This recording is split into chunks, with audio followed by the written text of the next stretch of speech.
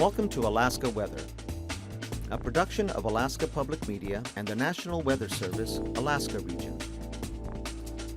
Produced and broadcast daily from the studios of KAKM, Alaska Weather provides complete forecasts, public, marine, and aviation for all of Alaska. Alaska Weather is made possible by the following sponsors.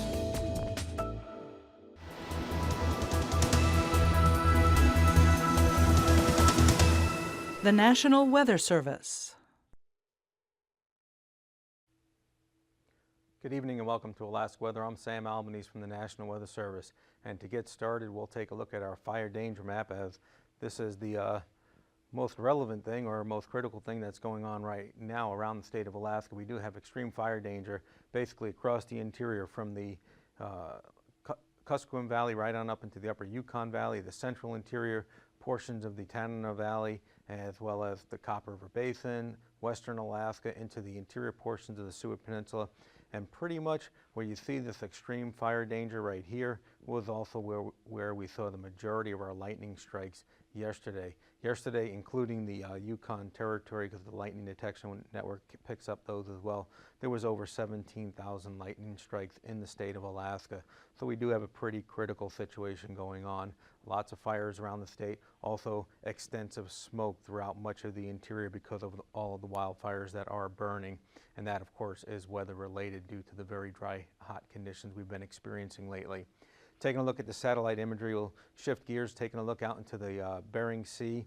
And it doesn't really show up in this infrared imagery, but high pressure over the western Aleutian Islands extending into the Bering Sea was producing areas of extensive fog throughout much of the Bering Sea.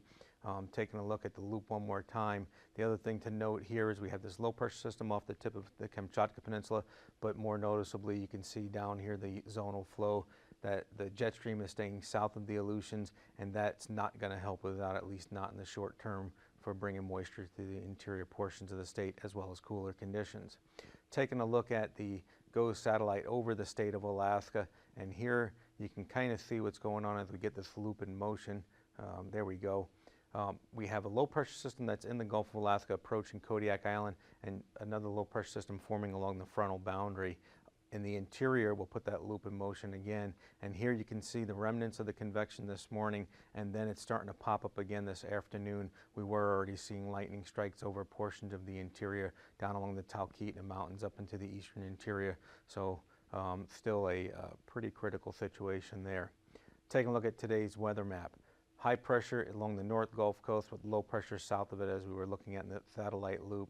This high pressure is producing or responsible for widespread areas of low clouds and some fog underneath that along that North Gulf Coast area, as well as down to Kodiak Island.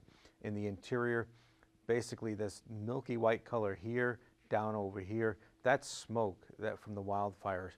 This over here was some convection that was already starting to pop up early in the day, where we were seeing some showers building up, which will eventually turn into some isolated thunderstorm activity.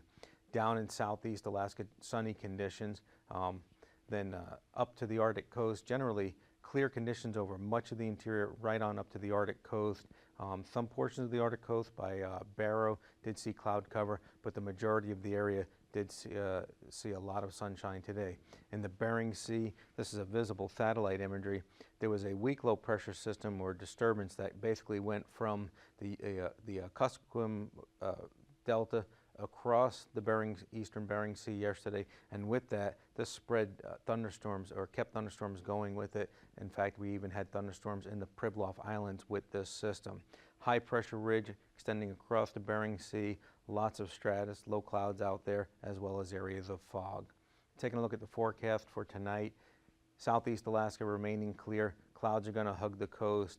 The low pressure system, the main low, is basically staying south of Kodiak Island, spawning another low pressure system that's moving towards southeast Alaska. Across the southern mainland, generally clear conditions, except for where the thunderstorms are popping up. You're going to see your isolated thunderstorms, scattered shower activity across much of the southwest portion of the state, up through the Kuskokwim Valley into the Yukon Valley, upper Yukon Valley, as well as portions of the Copper River Basin. One of the things that will be happening is typical overnight, as things stabilize, we get that low level inversion setting up. A lot of this smoke will get trapped in, and that'll just make those smoky conditions even worse. Along the Arctic coast, fog is going to be developing overnight along the coastal areas, inland along the north slopes of the Brooks Range, staying clear. In the Bering Sea, high pressure system is persisting with that ridge across into the north and eastern Bering Sea. Generally cloudy conditions underneath that ridge of high pressure, as well as areas of fog, are what you can anticipate. By tomorrow, we'll start to see this front moving in towards southern southeast Alaska. It's going to kick the winds up there, as well as spread rain into the southern panhandle, which will eventually spread north throughout the panhandle through the day tomorrow and tomorrow night. South central Alaska, the North Gulf Coast, sunny, warm conditions. Some scattered, isolated thunderstorm activity can be expected in the Wrangell Mountains, as well as along the Alaska Range. Isolated thunderstorm activity from basically the Killbuck Mountains right on up through the Kuskokwim Valley and into the Tanana Valley is what you can expect. Also expect the areas of fog to persist, as the wildfires are not going to be going out anytime soon with this type of weather. Weak low pressure over the eastern Brooks Range is not going to amount to much as far as any significant weather, but we do expect to see fog along the Arctic coast in the morning. That should break up and become sunny during the afternoon. In the Bering Sea, the high pressure is persisting. Widespread cloud cover can be expected to persist, as well as areas of fog. Taking a look at the forecast now for Thursday, southeast Alaska will be in the rain throughout the day Thursday. It's going to end right at about Yakutat and along that North Gulf Coast. Prince William Sound should avoid the rain, but will be cloudy. Expect that there's a good chance of rain across Kodiak Island as this trough and front kind of sweep up into that area. We will see increased cloud cover over the Copper River Basin and the Susitna Valley by Thursday, possibly even into the Tanana Valley. This will help to cool things down and increase the humidity, which will help with the firefighting efforts. However, up into the upper Yukon Valley and across the western interior, sunny, warm conditions will persist, and some isolated thunderstorm activity can be expected in the central interior into the upper Yukon Valley. Along the Arctic coast, there's a low pressure system and a trough that's going to start to swing across and just glance the Arctic coast. Cloudy conditions north of the Brooks Range. Some morning fog can be expected as well along the coast itself. In the northern Bering Sea up towards the Bering Strait, a weak low pressure system basically associated with what was left of that trough from the Arctic low is going to be moving into that Bering Strait region. Likely that you're going to see some rain throughout that area, as well as cloud cover. Cloudy, foggy conditions are going to persist over that eastern Bering Sea as we continue to see the high pressure persisting out over the western Aleutian Islands with the ridge to the east. Taking a look now at temperatures around the state today. Southeast Alaska, very warm conditions for Southeast Alaska, mid 60s to low 70s. Along the North Gulf Coast, if you were in an area where it was cloudy, temperatures in the mid to upper 50s, low to mid 60s in the further inland and in the less cloudy regions. And then where it wasn't cloudy at all into the Susitna Valley, Copper River Basin, temperatures were in the low to mid 70s there. Low to 70-degree readings were prevalent throughout much of the eastern interior, 70s to even low 80s over the western interior. Up towards the Arctic coast and the Brooks Range, 70s to low 80s there. 70s right along the Arctic coast, although Barrow only got up to about 50 today. Low 60s along the northwest Arctic coast. Seward Peninsula saw temperatures generally in the mid 40s to mid 50s, and then over southwestern Alaska, you could see the Yukon-Kuskokwim Delta region. Inland areas much warmer than the coastal areas. Coastal areas in the low to mid 50s, 60s, and 70s as you move inland. Alaska Peninsula generally in the 50s. Didn't even break 50 over the Pribilof Islands in the upper 40s there, and upper 40s to low 50s over the Aleutian Islands. For your low temperatures tonight, expect southeast Alaska to be in the 40s and 50s. Along the North Gulf Coast, same thing, 40s and 50s down to Kodiak Island. Further inland, across much of the state, temperatures generally staying in the 50s throughout the majority of the state south of the Brooks Range. North of the Brooks Range, upper 30s and 40s can be expected there. 40s over the Bering Strait region, 40s and 50s over southwest Alaska to the 40s across the Alaska Peninsula, the Aleutian Islands, as well as the Pribilof Islands. Taking a look at the forecast for highs tomorrow, there we go, to get the maps moving. Southeast Alaska is going to see one more warm day. Temperatures generally in the 60s, might see one or two temperatures breaking the 70-degree mark. Temperatures across the south central region in the 60s and 70s, 70s to low 80s across much of the interior down to southwestern Alaska, unless you're right along the coast, only expected in the mid-50s. Up along the Arctic coast, 50s and 60s over the eastern Arctic coast, 40s along the western Arctic coast with temperatures higher as you move inland towards the Brooks Range, 50s to mid-60s over the Seward Peninsula, and expect your temperatures across the Alaska Peninsula to be in the low 60s tomorrow, 50s across the Aleutian Islands, low 50s, as well as the Pribilof Islands, and mid-40s out in the western Aleutian Islands. For your flying weather tomorrow, marginal to IFR conditions spreading into the southern Panhandle, some marginal conditions south of Kodiak Island, marginal to IFR conditions prevalent throughout the Bering Sea itself and the Aleutian Islands, and some IFR conditions in the morning over that western Arctic coast. For our passes tomorrow, expect VFR conditions for Anaktuvik as well as Adigan Pass, VFR conditions along the Alaska Range at Lake Clark as well as Merrill Pass. Rainy Pass will be VFR. Windy Pass, expect VFR conditions. Isabel Pass, also expect VFR conditions, as well as Mentasta Pass, VFR conditions. And then down into the Chugach Mountains, Tonita Pass, VFR conditions, with VFR conditions in Portage Pass as well, and southeast Alaska, expect VFR conditions for both Chilkoot and White Pass. Taking a look at our freezing levels are pretty high, 8 to 10,000 feet throughout the entire state is what we're expecting for tomorrow. For your icing tomorrow, expect some isolated moderate icing in the southern Panhandle as that front moves in, freezing level on up to about 18,000 feet. And there's also a chance you may see some icing over that northwest Arctic coast from your freezing level up to about 18,000 feet.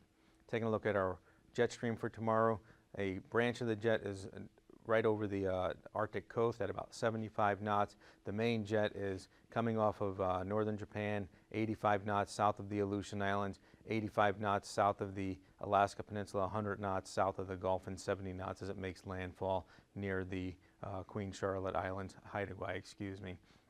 Taking a look at the 9,000 foot level winds, 20 to 25 knot winds across the Arctic coast, light and variable winds across the mainland, 15 knot winds in the northern Panhandle with 40 knot winds coming in towards Dixon Entrance, 15 knot winds along the North Gulf Coast, 20 knots across the Alaska Peninsula, and over the Bering Sea, about 10 to 20 knot winds coming over the top of that ridge of high pressure. At the 3,000 foot level, 10 to 15 knot winds over that ridge of high pressure in the Bering Sea, 20 to 30 knot winds coming across Kodiak Island as well as the Alaska Peninsula, southeast Alaska and the North Gulf Coast, 35 knot winds in the North Gulf Coast, 25 knot winds in southern southeast Alaska with 10 knots to the north, 25 to 35 knot winds up along the Arctic coast and the Brooks Range. And for our turbulence tomorrow, some isolated moderate turbulence below 2,000 feet in the southern Panhandle is all we're expecting. That wraps up this portion of the show. Enjoy the segment and come back for the marine forecast.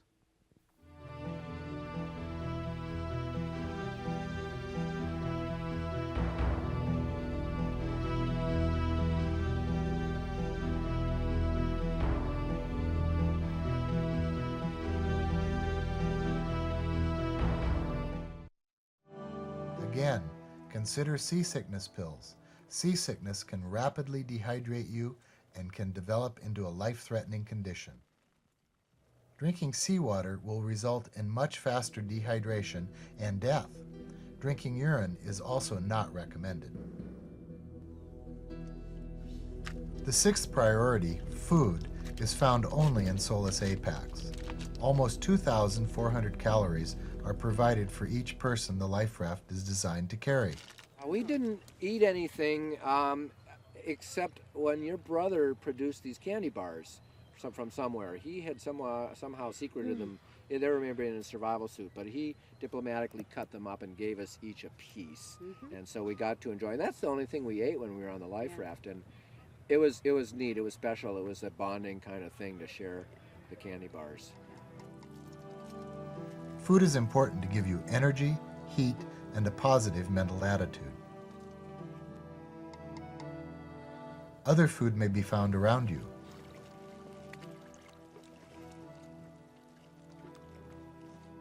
Birds may roost on your life raft canopy, and fish may gather under the life raft. Use the fishing kit found in Solus Apax. Be aware of the sharp hooks. Determine a fair way to distribute food.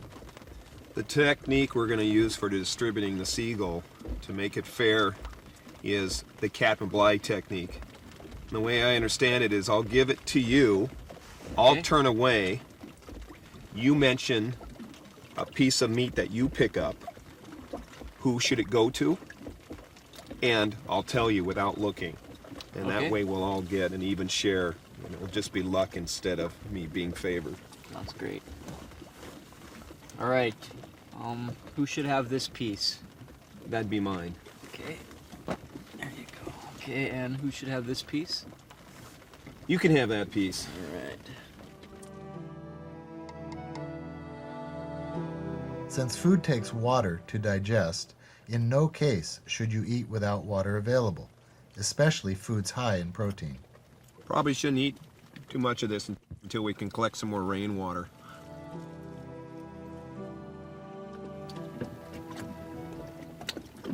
Tony, how you doing? I'm a little down, Doug. I think I could use a little something to occupy my mind or keep it off of what's going on. Well, here's something. I got you. I lined this up. Fishing reel Oh, and a hook. all Maybe you right. can do some fishing. Yeah, that'd help. The seventh priority is play. A positive mental attitude is important. Those who lose the will to survive first, die first. Look for signs of depression in your raft mates. Rob is a very bright, funny person, and he's, very, he kept us light, he kept us cheerful and happy all the time, and so we both had a pretty good outlook on it. We expected to be rescued. We didn't give up or anything like that. Engage your minds in positive activities, word games, fishing, improving your life raft, prayer, stories. Stay busy. How about we, like a near to greatness incredible story that's true? Well, yeah, I've got one. My ex-husband claims he's related to Jesse James, and I guess his mother has letters that were written to his great-great-grandmother that had passed down through the families. So I married into outlaws. Jesse James. Wow. How about you, Caleb? Well, let's see. I got a buddy who cooked and served abalone to the Grateful Dead. All right. Set rotating duties. Survivors need a plan and routines. Establish lookouts, a bailer, someone to keep the life raft inflated and openings secured. Okay, crew, we got to keep up on our jobs that we need to be doing. Tony, you continue to be lookout. Okay. And Caleb, what I need you to do is get the water out of the corners there, like you've been doing with the sponge. Right. I'm going to make sure that the raft stays inflated. In a couple hours, let's say 2 hours, we'll change shift and we'll take turns. Improve your environment. Keep yourselves focused on things you want to live for. Remember to think like a survivor, not like a victim.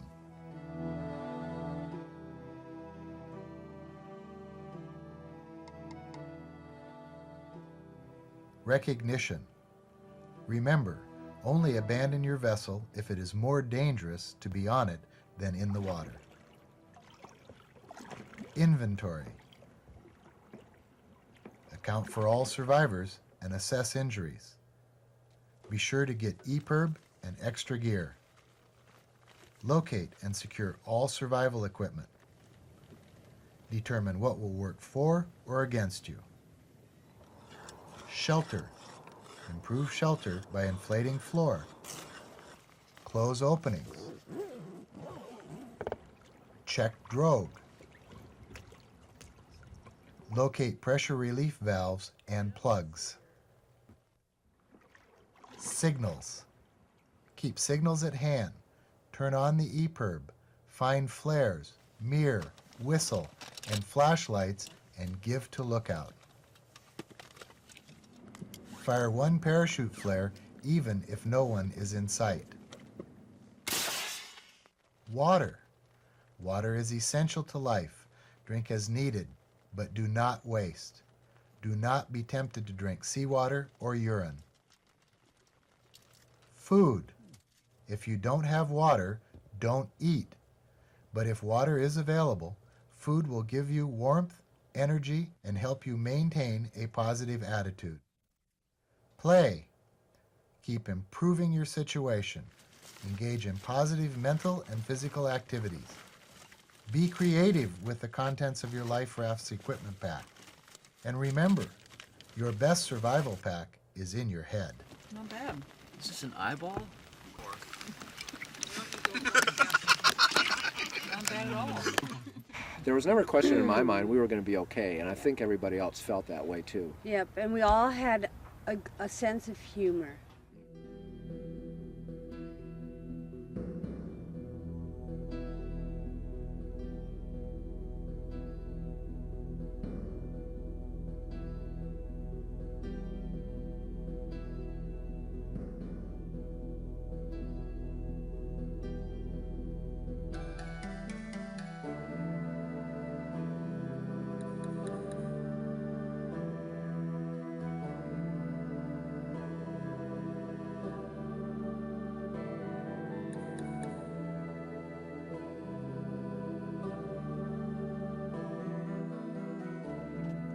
Here it comes.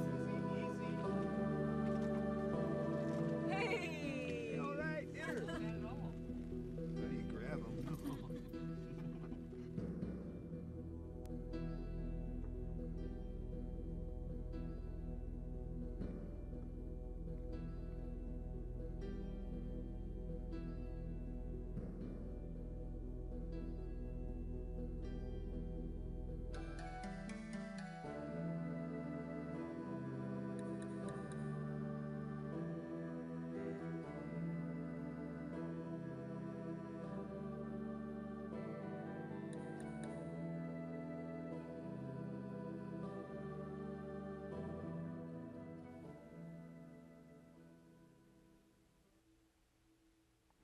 Welcome back, and now let's take a look at the marine forecast. First, we'll start with our ice edge.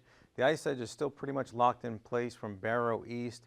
We are seeing the ice edge continue to erode and melt to the north, basically north of the Bering Strait and northwest Arctic coast. Taking a look now at southeast Alaska's forecast for Wednesday. And these winds, southeast winds 25 to 30 knots, that's going to be picking up later in the day along the outer coastal areas as that front moves up. Southeast winds 30 knots to east winds 30 knots along the outer coastal waters to 25 knots along the east Gulf Coast, and east to northeast winds in the central inside waters with south winds 20 knots up through the Lynn Canal Glacier Bay area. By Thursday, expect the winds to be out of the southeast about 20 to 25 knots in the southern outside waters and southern inside waters, 20 knot southerly winds up through Lynn Canal and Glacier Bay, and southeast winds about 20 to 25 knots as you move on up towards that east Gulf Coast. Along the North Gulf Coast and south central waters for tomorrow, expect the winds in Prince William Sound to be variable about 10 knots, southwest to variable winds 15 knots in Cook Inlet, light and variable winds in the southern Cook Inlet region, and east to northeast winds along the North Gulf Coast down to Kodiak Island and south of Kodiak Island, increasing to 25 knots through the day, northeast winds 20 knots down through Shelikof Strait. By Thursday, east to northeast winds are going to be about 20 to 25 knots from the North Gulf Coast right on down to Kodiak Island and the Shelikof Strait area. Variable winds about 10 to 15 knots in the Augustine area as well as up into Cook Inlet, and east to northeast winds 10 knots in Prince William Sound. Taking a look now at the forecast for the Alaska Peninsula for Wednesday. South of the peninsula, northeast to north winds 20 to 25 knots. Light and variable winds in the Bristol Bay area with winds out of the northwest 20 knots north of the western Alaska Peninsula. On Thursday, winds are going to increase out of the west to 20 knots into Bristol Bay, northwest winds increasing to 25 knots on the north side of the peninsula, and north to northwest winds 20 to 25 knots on the south side of the peninsula. For the Aleutian Islands on Wednesday, expect your winds to be out of the north to northwest about 25 knots from the eastern Aleutian Islands to just west of Nikolsky. Variable winds 10 to 15 knots from Adak to Atka. Light and variable winds underneath that ridge of high pressure over the western Aleutian Islands is what you can expect Wednesday. By Thursday, winds are going to remain light and variable in the western Aleutian Islands. Light and variable winds north of the Atka-Adak area with northwest winds 15 knots south of that area, and north to northwest winds 20 to 25 knots over the eastern Aleutian Islands for Thursday. For our Bering Sea coastal waters, expect your winds to be out of the north 20 knots in the Pribilof Islands, northwest winds 20 to 25 knots in the Nunivak Island waters, and west winds 20 to 25 knots from St. Lawrence Island up to St. Matthew Island on up to St. Lawrence Island on Wednesday. On Thursday, winds are going to be west 25 knots, St. Matthew Island up to St. Lawrence Island. Northwest winds 20 to 25 knots in that Nunivak Island area, with winds out of the west at 20 knots in the Pribilof Islands. For the Arctic coastal waters on Wednesday, expect your winds to be out of the west-southwest about 25 knots outside of Kotzebue Sound towards Cape Lisburn. West winds 20 to 25 knots from Point Lay on over to Barrow, and west to southwest winds 15 to 20 knots over the eastern Arctic coastal waters. On Thursday, expect your winds to be out of the variable 15 knots outside of Kotzebue Sound. West winds 20 knots from Point Hope right on up to Point Lay and Wainwright. Southwest winds 20 knots by Barrow, with winds out of the west-northwest 15 knots over the eastern Arctic coastal waters. A quick recap for tonight. Basically, we're expecting some isolated thunderstorm activity from the the Kuskokwim Delta region, that Bristol Bay area, inland Bristol Bay area, Kuskokwim Valley, right on up into the Tanana Valley, Upper Yukon Valley, as well as portions of the Copper River Basin and along the Alaska Range. Expect clear conditions in southeast Alaska, cloudy conditions along the North Gulf Coast, very cloudy conditions with some fog issues out across the Bering Sea and the Aleutian Islands, and also expect some fog to develop overnight right along the coast of the Arctic coast. Taking a look at the forecast quickly again for Wednesday. Again, we're expecting some isolated thunderstorm activity from the Killbuck Mountains right on up through the Kuskokwim Valley into the Tanana Valley, along the Alaska Range and the Copper River Basin, and as well as areas of smoke to persist. We're out of time for the show this evening. Thank you for watching, and have a good evening. These forecasts are to be used for planning purposes only. Call 1-800-WX-BRIEF for a formal pre-flight briefing. Always file a flight plan before you go flying. The U.S. Coast Guard Auxiliary urges you to leave a float plan with a friend or the harbor master before you go boating. Alaska Weather is made possible by the following sponsors.